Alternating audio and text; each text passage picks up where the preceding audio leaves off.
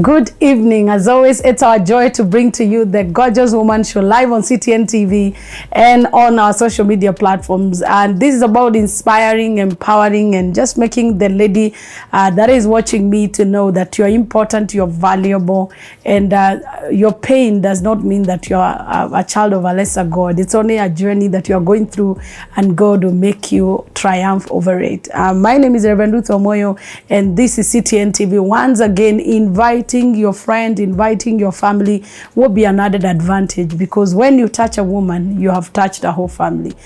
We have a guest with us. Her name is Damaris Kimani. Wow, a bold, gorgeous woman. I think she's still in her journey of womanhood, but her childhood was kind of very rough, gone through abuse, physical abuse, maybe probably sexual abuse. She'll tell us more about her story, and that is why we are here. You're most welcome, my guest. Thank you very much for having me. Yeah. Yes. So how are you, Damaris? Who is Damaris? I'm very much okay. Yeah. So my name is Damaris Kimani.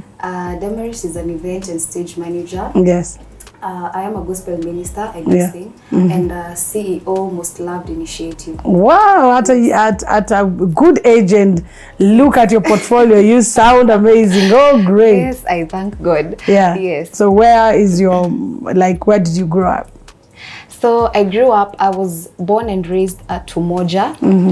I come from a family of 4, 2 brothers, 2 sisters. And from Umoja, when I came to reach class 4, we tulihama to Kayole. So till date, we still live at Kayole. So what born are you? 20. Which among your siblings are you first? I'm second. I don't ask a lady how she. But if you're general, no. Okay, yes, among your siblings, you're number 2, number 1. Yes, I'm the second born. You're the second born. Yes. So a brother is ahead of you, or? Yes, a brother. Like it's a pattern: a brother, sister, brother, sister. How nice. Who is your favorite? My third born. That is my brother. Yes, I love him so much. Why is that? I look at how radiant your face is when you say that. Yes, I love him so much. I what don't know. Is so and he's my best. He's my best because he has been following my footsteps. He's always there to support me. Yes. Kuliko hao wengine. I don't know why in every family there's always somebody you have chemistry with. Yes. And it's normal anyway. Yes, because even though we are in the families, we have different personalities, purposes. Yes. Yeah, so what is it that you probably remember about your childhood that is amazing?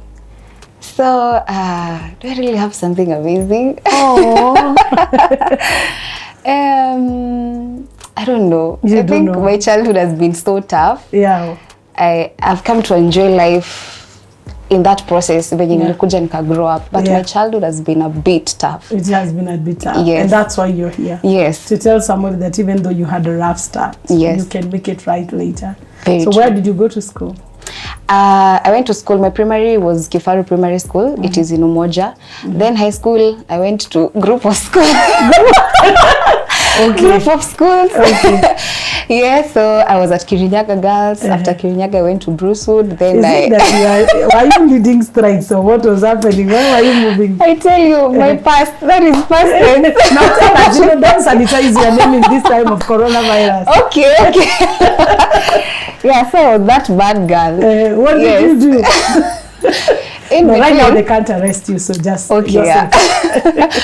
So, number 1, it was school fees challenges. Yes. Then the second one, after I went to Kirinyaga Girls, it was part of strike. Yeah. I was in that gathering whereby yes. Yeah, we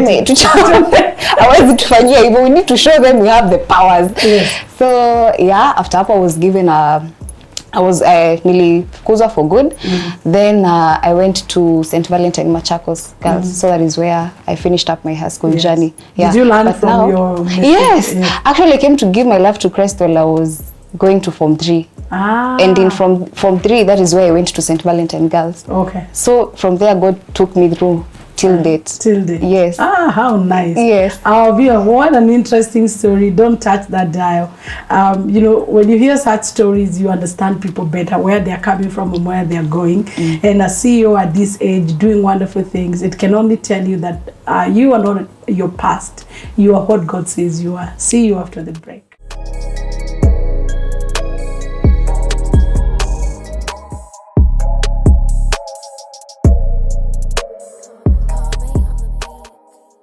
Welcome back, our viewer. Always a joy to have you on board and do something amazing. Just share with a lady or somebody that is going through a tough moment, because these testimonies that we share can encourage somebody, inspire them, and even make somebody come out of depression, because they are life stories about what God has done, and probably you can learn one or two things. And I have a very interesting guest today. She's young, she's vibrant, she has a dream and she's living it, but it doesn't look glamorous. It has not been glamorous all this time. There has been a story from when she had a rough start at the age of 9. She was sexually abused, and that is what she will tell us about it, how her journey of healing and everything. So don't touch that. So Damaris, yes, this is very interesting. So you decided at Form 3 now you had had enough of your rebellion. Yes. Did you feel a need in you to rebel against systems, or what motivated you to be in that group of probably people who are defiant? So number one, they say that bad company spoils good moral. Yes. And I think that is where I was. So it reached a point whereby for me to come and make a decision to give my life to Christ, I think I was tired. And this day I remember I had a meeting with myself, because nilikuwa napenda raha sana. At that young age I used to drink alcohol, to smoke weed, kuchana. I did a lot. And then it reached a point whereby, you know, I used to prepare myself if for anything can come up anytime. Like naweza itwa niambiwe today we are going at a certain place, today we are going to have a fun at a certain place. Is it that you sneak out of school, or when no, that time I was during the holidays. So that day I was at home, I've prepared myself and I'm waiting for a call. But in that moment, I think it's the Holy Spirit that was talking to me, because I felt like I was having a conversation with someone. Then this someone is asking me, angalia life yako mahali nimekutoa. Just look at a lot of things that you have went through until date, you're still kicking. Why do you have a reason to do all this trash you're doing? Yani I thought of that. I started recalling the life and mahali nimetoka since start. And so I started crying myself. And I remember I used to have some friends who used to tell me, hey, Dama, you know you're talented, you know you are this special, you're not supposed to be doing this and this. I used to block them. Anyone who was telling me anything about Jesus, I used to block them. But now at this point, I remember there was a friend who used to push me so much.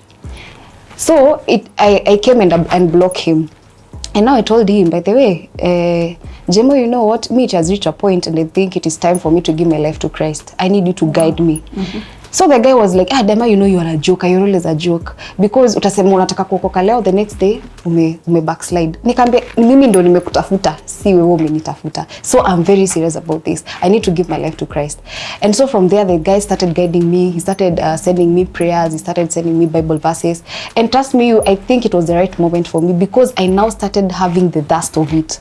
Because nilianza kufeel, wow, I really need this word. Nikaanza kuwa na thirst kabisa. I told him, tafadhali nisaidie nitafutie Bible. Anywhere you go, just be involving me. I just want to be in your company.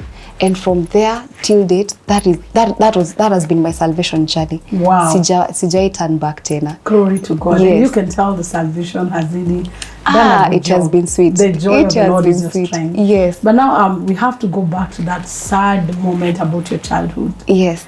So what happened at the age of 9, and probably is it something that had happened earlier, or just take us through your journey of painful childhood? Okay, so as I have said about the family, we are one very beautiful family. Yes. Both dad and mom. Yeah.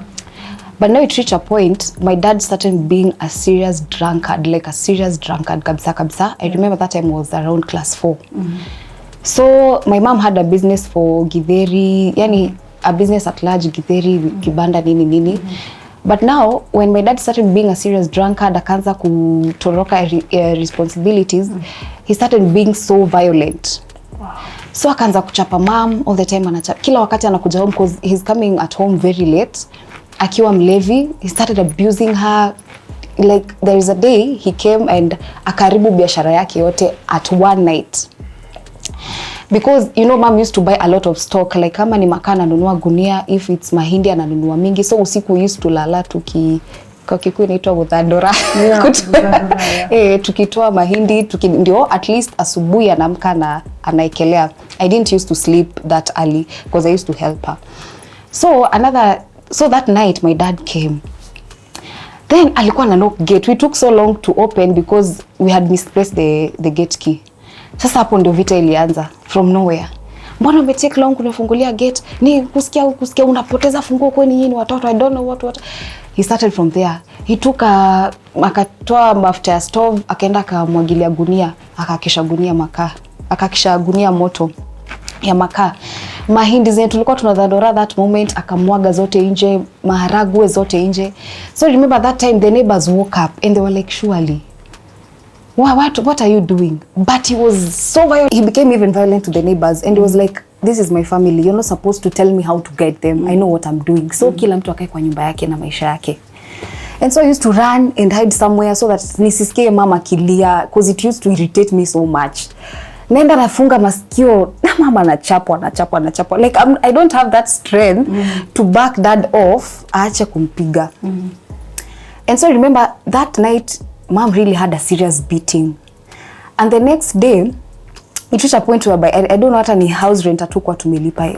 It was something of a sort. Because I remember now the landlord came and he became so tough. Akasema mjalipa nyumba, me I cannot take it. It is time for you to move out. Natoa vitu nje by jioni, if you're not having any solution hizi vitu zitakuwa nje.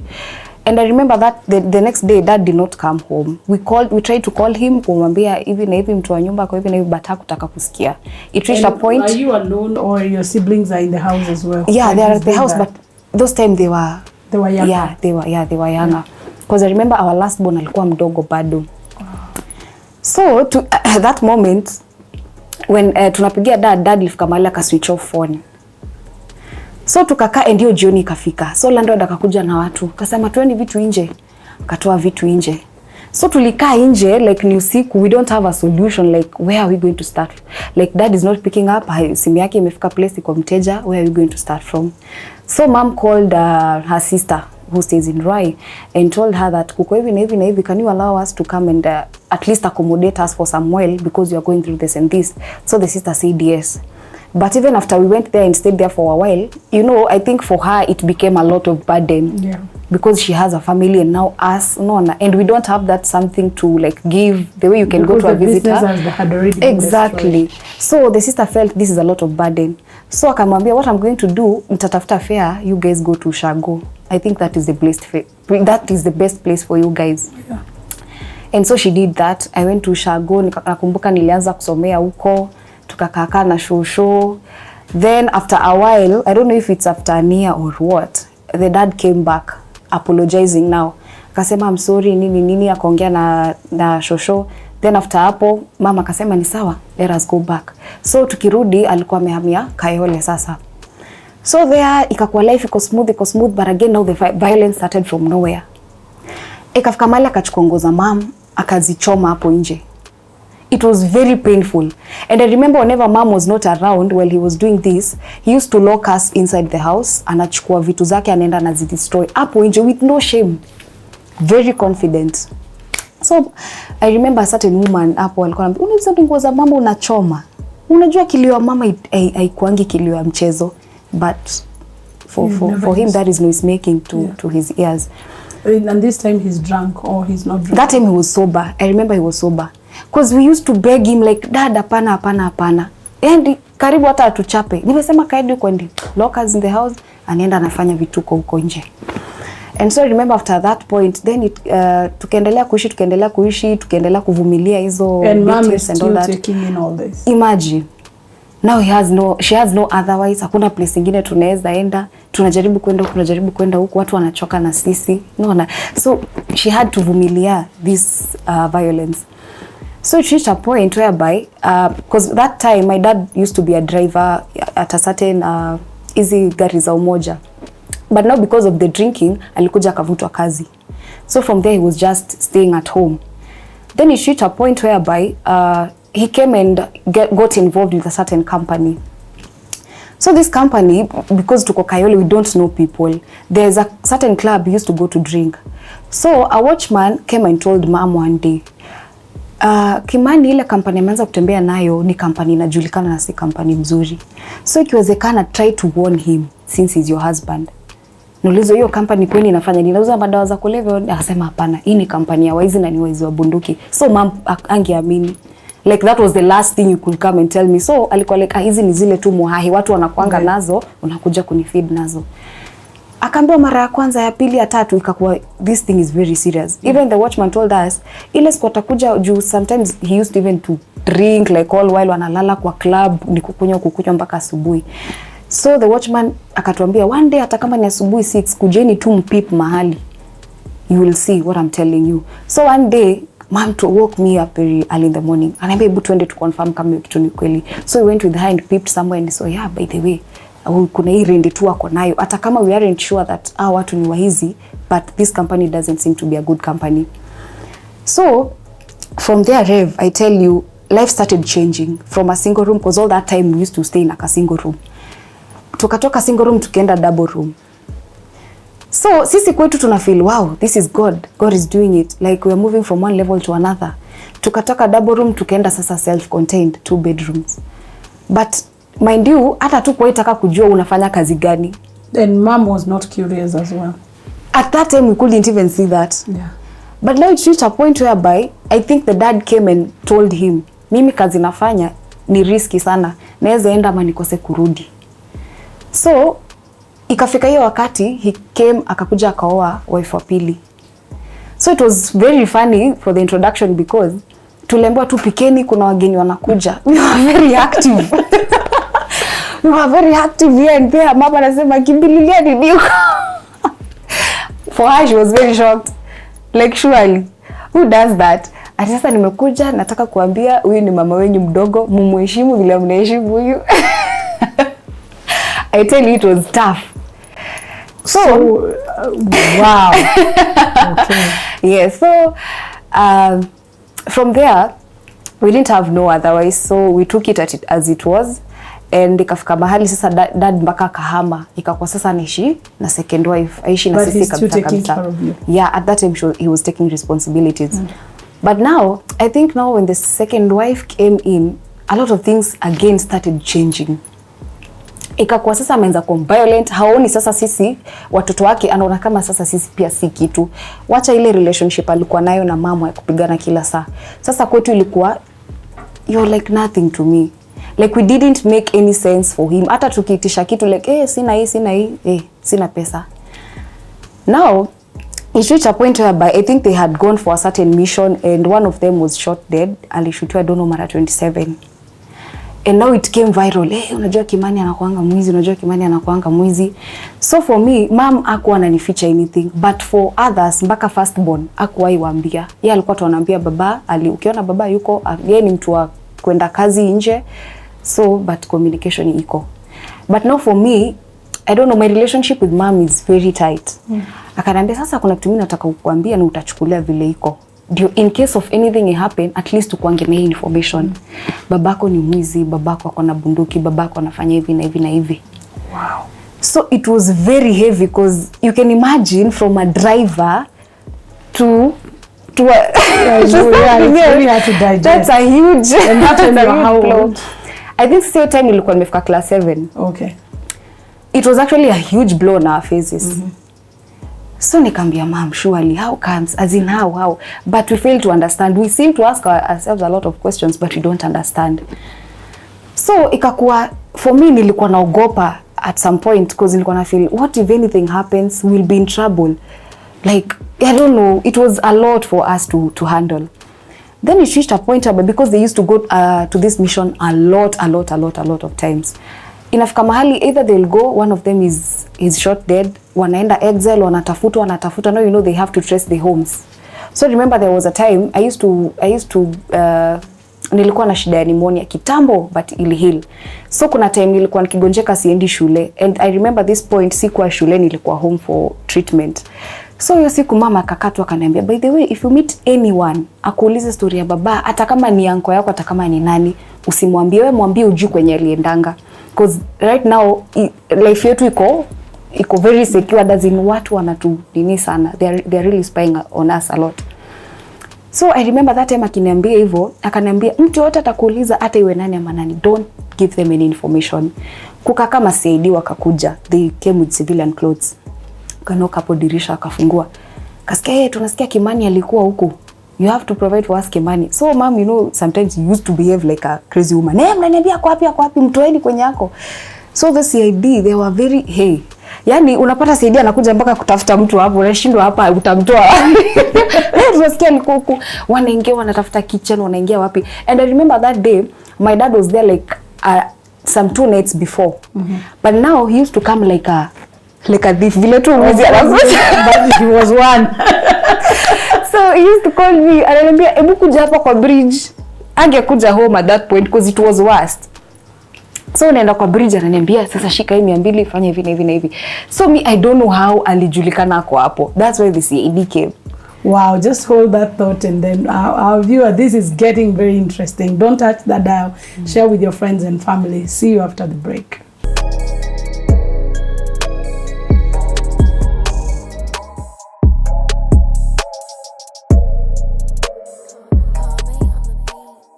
So welcome back, our viewer. My guest is Damaris Kimani.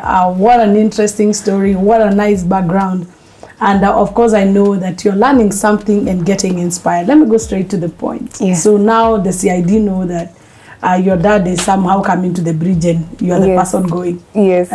So that day when he came, they were so harsh. Walimtafuta kila mahali. Walimtafuta. Wakasema sasa madam, itabidi umepatia mtoto wako atupeleke kwa ushago. So mama alikuwa like, how can I provide you mtoto wangu wa msichana ni awapeleke, and I'm not sure over security hata kama nyinyi ni askari. I cannot do that. Nyinyi just do your best kumtafuta, but you just know tulikosana na yeye kitambo sana na hajaionekana hapa. So mind you, I was so scared, and at this time I remember nilikuwa naogopa because nilikuwa na feel dad is around, is somewhere around, but I need to inform him. And I remember that mom had cautioned me, usijari hata ku text or anything, maybe ana trace you, don't know.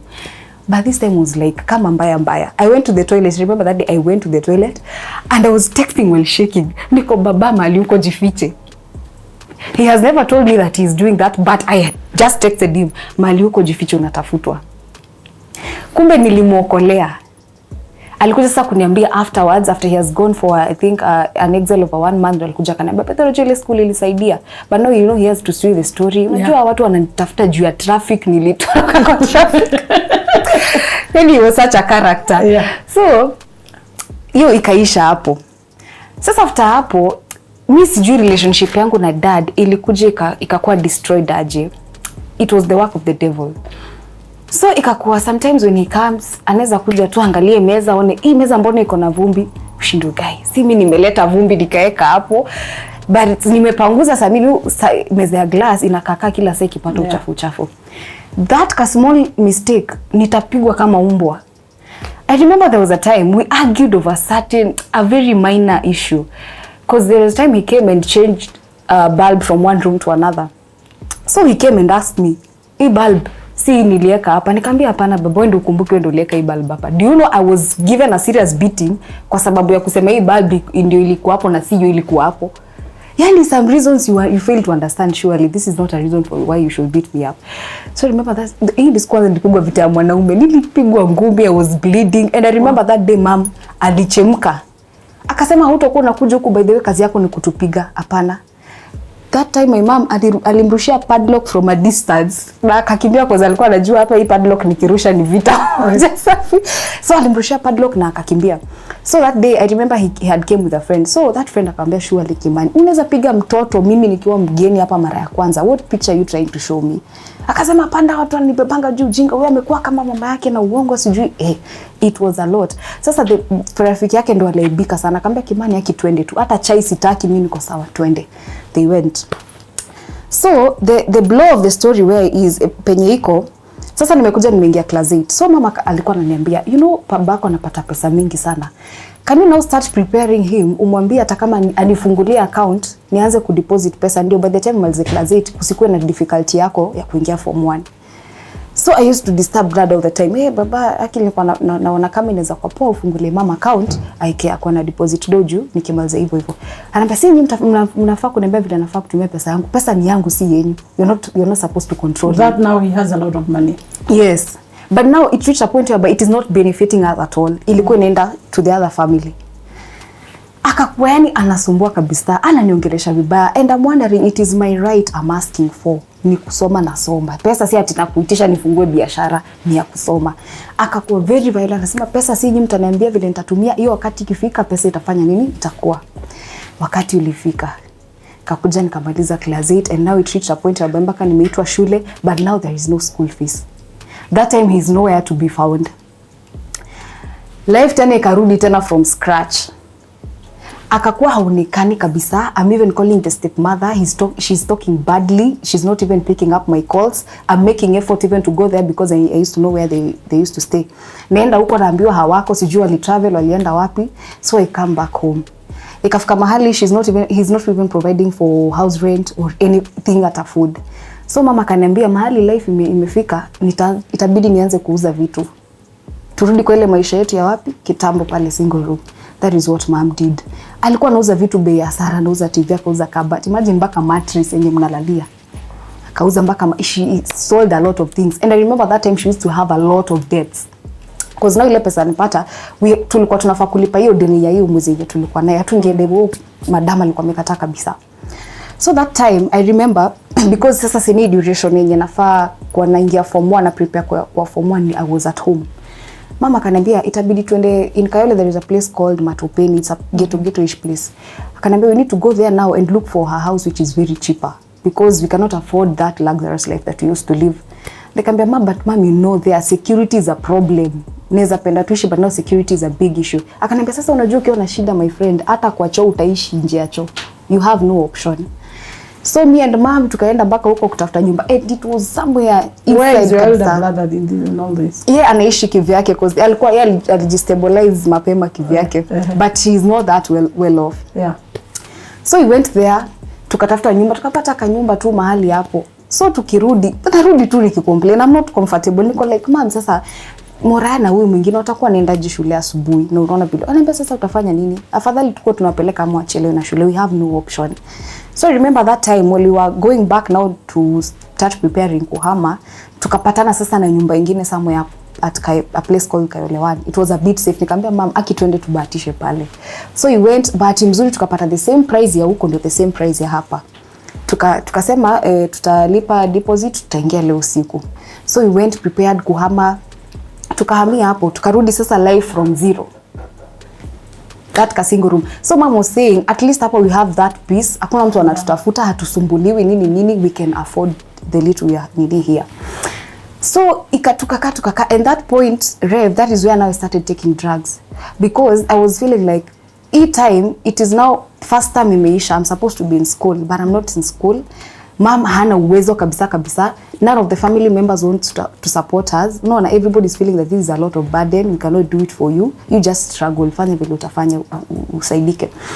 So that point, I really struggled a lot and I was asking myself a lot of questions. I'm like, this is. And of course, as a young person, you've already been exposed to so much adult stuff. Exactly. Yeah. So I'm like, no way.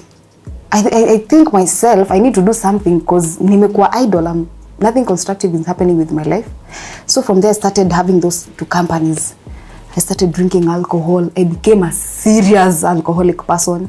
Nika graduate, nikaenda kwa bangi. I used to graduate now and then. Nikaanza kuchana. Nilikuwa nakaa kama Chokoraa that time. And your mom was aware of this? A lot of things nilikuwa nafanya chini ya maji. But what she used to be aware is me drinking. Because I remember sometime I used to come with a lot of hand down. Alikuwa unajua ile makasiriko ya mama. Ndio unajua nitakulani. That is what my mom used to tell me. Already niko na stress, unajaribu kuniletea stress nyingine. Hiyo time I tell you sikuwa nasikia. I was something else. Ilikuwa ishaniingia kabisa. So we used to go to clubbing with these guys. We used to rave like now and then. That was my life. Nikakuja nikanywa nywele, nikaanza kuweka ma styles na kasi juu aje, yani I was something else. So a point came whereby my dad traced penye tulihamia, cause where we were living, the self and the single, it is not that distance. So aliletwa actually na watoto. So kukuja, number one, I was very happy to see him because I knew ni pesa ya school fees imekuja. But kumbe that time alikam, and he was this bossy in a way that kai mlikuja kuishi hapa mnakaa aje, you know, it's like he has never been there before. he has never been there before. Mnaishi aje hapa? Ambia tuna maisha because ilifika point whereby we are not receiving this and this, so hapa tuko sawa. So he was just spying and then he went. Then afterwards he came again, and I remember there is a point whereby Rev, at this point mom gained a lot of stress.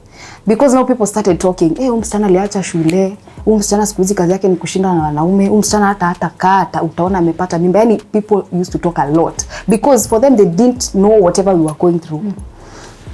So I remember mom came and developed blood pressure. At this time mom hakuwa ananiambia how serious sick she was. Now mimi unajua nilikuwa naenda navuta bangi narudi tu masaa yangu. And kumbe at that point mom, the blood pressure, it had became too much whereby mguu zilikuwa zimefura, then ameanza kutoka hizo ngozi za white, she cannot stand, she cannot do anything, so she was just sleeping. Because for me mom was telling me I feel poor. So for me I used to go and hustle for lunch and everything to those guys we were smoking weed with. Hao ndio walikuwa wananisaidia. I used to call them my second family. So I used to go and say niambie go na nunua tusukuma na nunua unga kupima. That time I need to live like a certain woman at that age. So hiyo wakati nakumbuka tukienda, we went with a friend of mine because tulipatana kwa barabara, nikamwambia mom is very sick. Akaniambia si tuende tumuone, acha hata nibae machungwa hapa, sipo kwenda kuona mtu mgonjwa hivyo. So tukienda, kumbe mom alikuwa at her worst, she was shaking and me I didn't see that. Akaniambia mso ebuka hapo nikwambie. Mimi nataka kuambia hivi, ile siku mtakuwa wakubwa kila mtu apate kazi, msikuwe mnadharauliana, mkuwe mnasaidiana, and I'm wondering why are you telling me this? Are you high that time? No, that time I was a bit sober, yeah. Ambia ati mkuje msaidiane, msikuwe mnadharauliana, nini. She advised me on a lot. And then it reached a point whereby akaniambia kuna sijui karatasi iko hapo, utaona namba ya daktari, mpigie umwambie nimezidiwa kabisa. Nilikuwa like why have you been hiding me whatever you've been going through all that time? Na hiyo wakati Rev alianza kutapika damu. I was shaking, I was confused. I went to the balcony, nikasema hapana. Mimi Mungu uchukue mamangu nikimwona. Nikasema mchukue nikiwa nje lakini kama siko hapo. So I went there and I cried for almost an hour. I cried, then I said hapana, this is the time now to start moving to seek help. So I called the daktari, hiyo namba ilikuwa hapo. Nikamwambia huu ni ule patient wako fulani. Akaniambia sasa we don't have any option. Hiyo dawa tu ameandikiwa hapo ndio nafaa tumie. Hiyo siwezi kusaidia kama hamna pesa. So naangalia dawa ni 900, hata we don't even have a coin. So I started, nikaenda kwa wale watu wangu wa bangi. They only afforded 200. So nilikuwa tu napatana na mtu yote najua nambia nisaidie 200. Nisaidie. I called even her sisters. Nobody was there to help me. I struggled until I got that 900. Nikakimbia mpaka kwa hiyo chemist. Nikamwambia nisaidie ni hii dawa. Kumbe they were only 2 tablets. I thought it was a multitude of medicines but it was 2 tablets only. So I came, but I'm fearing. I'm like, nitaenda nipate mama yuko. Kaenda nikampatia, alikuwa ametapika all over, she was shaking, amefura, haizi tembea. So the dem tulikuwa na nikamwambia mpatie dawa. So alipata, sitaki kumwangalia. Alipewa, then akakuja akarelax.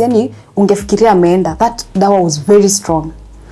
So she slept, and nimekaa hivi naambiwa rafiki yangu, ebu mguze usikie kama ako. Anaambia acha tumpatie time, maybe hiyo dawa ndio inafanya kazi. So after some time mama akakuja akakuwa herself. That time a lot was going through my mind. I was like, kai watu inaona wakicheza huko chini, what will I tell them? What am I going to say? I'm here, they are very innocently wakicheza huko chini, unajua mama kwa nyumba hapo, where am I going to start? So after hapo mom came to her feet. Akaniambia, do you know kitu inanifikisha hapa? Ni vile nakaa naona tuko na wewe hapa, na feel mimi kama mzazi hakuna kitu nafanya. Hiyo ndio kitu inani stress kabisa. So itafika mahali I just have to go outside nitafute hii pesa, hata kama ndakuwa nafulia watu nguo. So there is some joints in estates where by women wanakanga hapo ndio wapate kazi ya kufua. That is where mom used to go. So we used to go there, but sasa hiyo pesa hata ni pesa kidogo tu 15 hiyo labda tukipata ni ya kukula. It cannot allege to that amount yenye nataka ya shule. Wow, you hold that thought and then we'll finish this. My goodness, time is never enough to listen to sad stories. It's a sad story, but I believe it has a happy ending looking at her. See you after the break.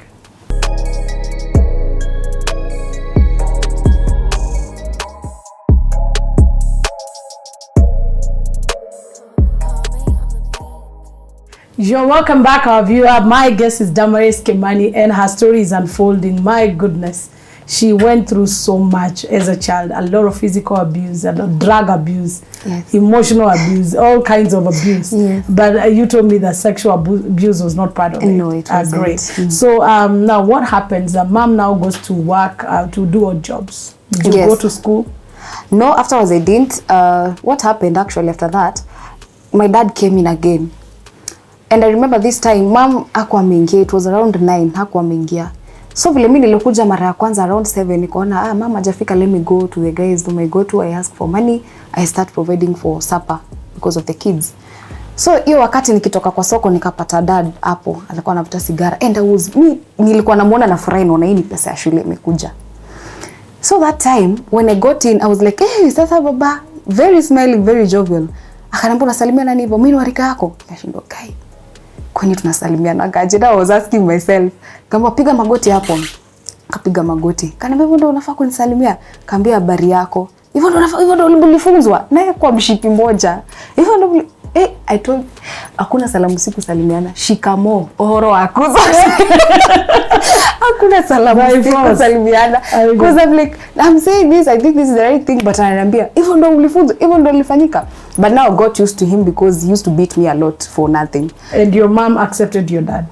Yes. Is he still doing his gangster work? No, right now, he's actually at Kamiti prison. He got locked up. Yeah, heading there. Oh my goodness, I only have like 8 minutes.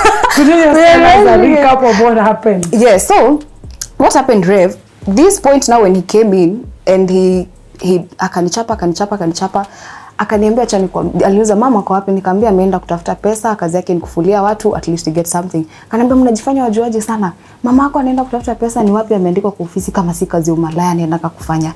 He really talked, and that time akaanza kunichapa akisema namdanganya mimi nimekuwa malaya kama yeye, nimetoa hizi vitu wapi, umeandikwa kazi unakuja umenunua vitu.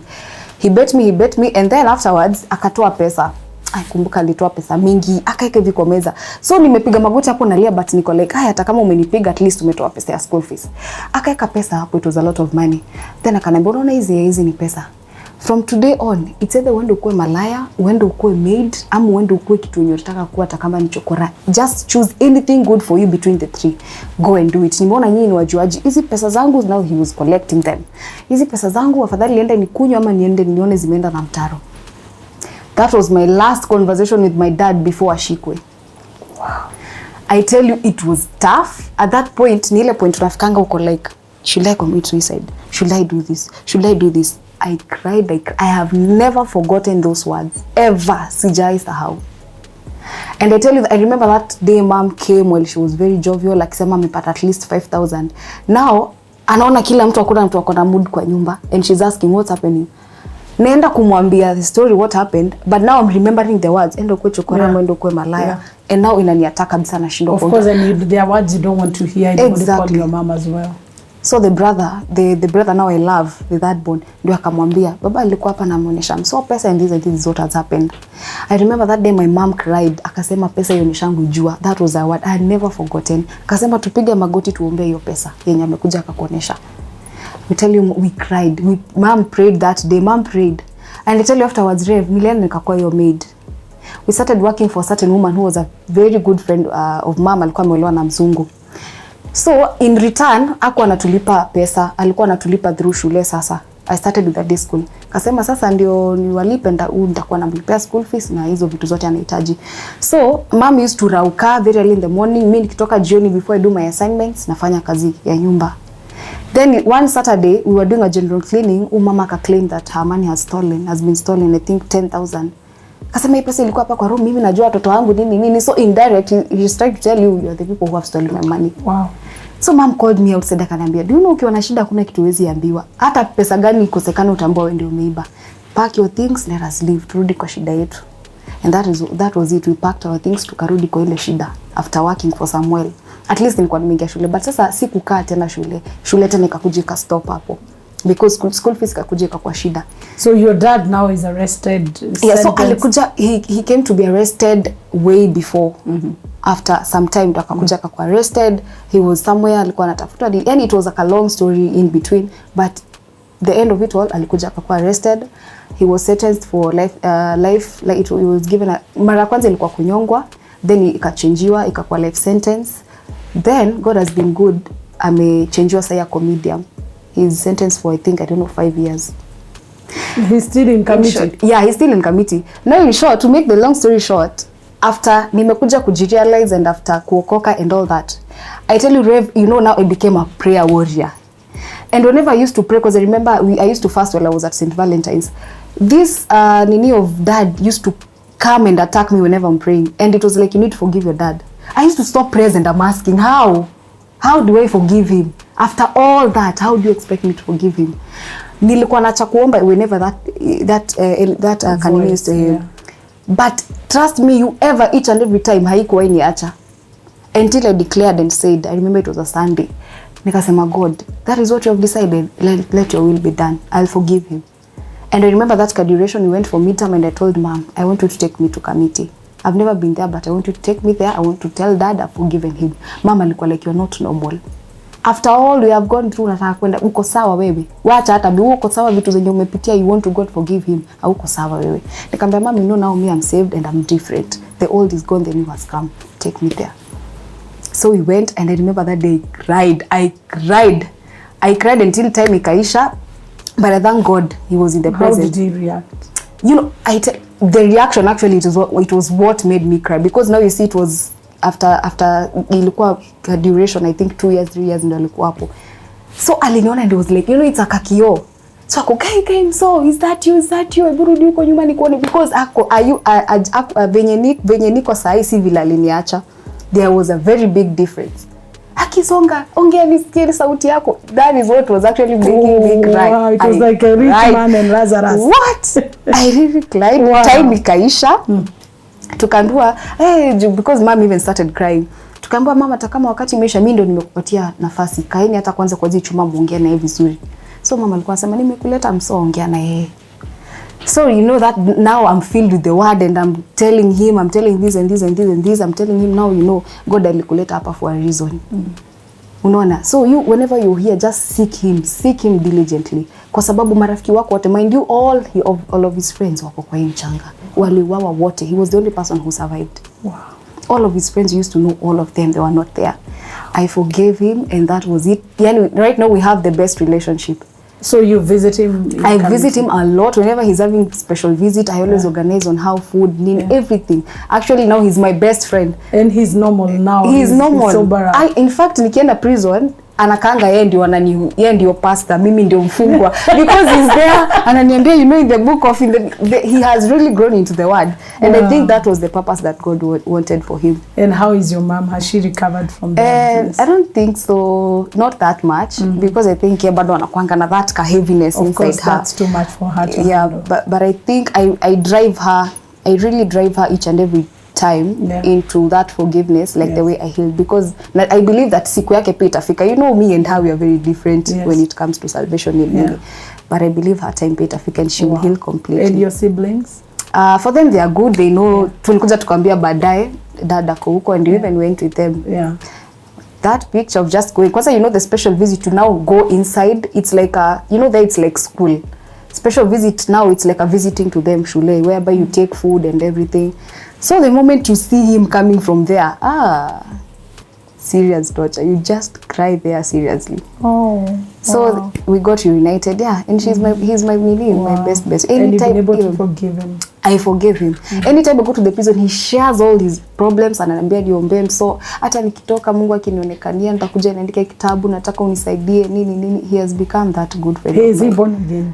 Yes, he is born again. That is actually what helped him. Amen. Yeah, he was giving me his journey akiwa huko of what happened. Yani sahi hata he's very open. Even when you go there atakwambia me I used to do this, I was very bad, but now God has changed me. Wow. Yes. What a blessing. And how did you recover from all that bangi and drinking, crazy life?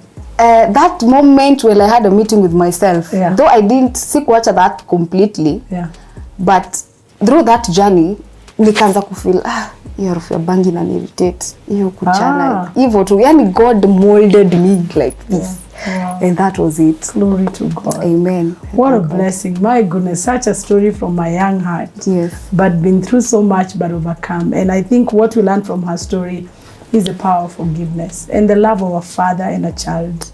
In spite of what they've gone through, that she still feels, you could see the how her eyes radiate when she talks about the father. And if you're a father there, I know men watch this program, kindly do the best to invest in your children, because you never know what the future holds. We wish you the best, and of course your dad, we thank God that he only has 5 years to go. Yes. And we pray that God will protect you and your family. Yes, From us is bye-bye. God bless you. Shalom. Amen.